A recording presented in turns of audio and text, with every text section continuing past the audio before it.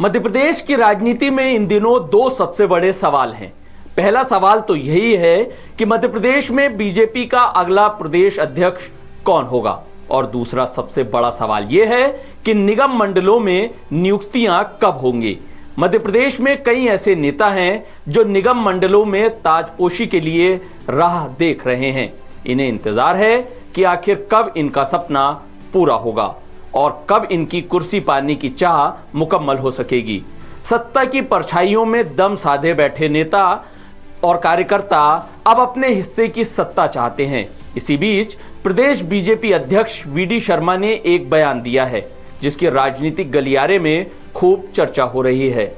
दरअसल एक इंटरव्यू में वीडी शर्मा ने कहा है कि निगम मंडलों में नियुक्ति की प्रक्रिया अंतिम मोड़ पर है, यानी फाइनल राउंड में है, और जल्द ही इसका औपचारिक ऐलान भी कर दिया जाएगा। बता दें कि निगम मंडलों में नियुक्ति राजनीतिक रणनीति का बड़ा हिस्सा मानी जाती है। ये पद संगठन के उन नायकों के लिए इनाम होते हैं जिन्होंने पार्टी को जमीन पर खड़ा रखा है। हालांकि इस बार सूबे में ये मामला इतना सीधा नहीं है। विधानसभा और लोकसभा चुनाव से पहले बीजेपी में कांग्रेस और दूसरी पार्टियों से आए नेताओं की लंबी कतार है। पार्टी इन आयातित नेताओं को मंच और मौका तो दे रही है, लेकिन अब बारी है निगम मंडलों की। सवाल यह है कि क्या पार्टी अपने पुराने वफादारों को भूल जाएगी या फिर संतुलन साधने की कवायद करेगी। मध्य प्रदेश में अगर निगम मंडलों की स्थिति देखें तो ये साफ होता है कि मौजूदा सरकार के पास नियुक्तियों की बड़ी खिड़की खुली है।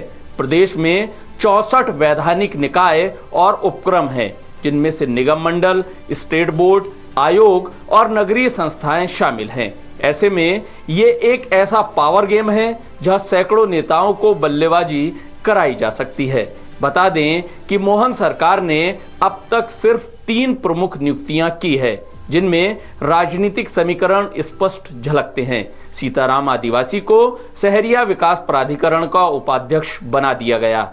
ये कदम विजयपुर उपचुनाव से पहले आदिवासी वोट बैंक को साधने की रणनीति के तहत उठाया गया था। मोहन नागर को जन अभियान परिषद का उपाध्यक्ष बनाया गया है। वहीं श्रीकांत पाटिल क्रिप्स के एमडी बनाए गए हैं। आपको ये भी याद होगा कि 13 फरवरी 2025 को मोहन सरकार ने बड़ा और सख्त फैसला लेते हुए शिवराज सरकार के वक्त की गई 46 नियुक्तियों को एक ही आदेश से निरस्त कर दिया था। इनमें वो अध्यक्ष और उपाध्यक्ष शामिल थे जिन्हें राज्य मंत्री या कैबिनेट मंत्री का दर्जा दिया गया था। तब से लगातार मांग उठ रही है कि जल्द ही वफादारों को पार्टी उनका इनाम दे। अब देखना यही है कि ये इनाम इन नेताओं को कब तक मिल पाता है।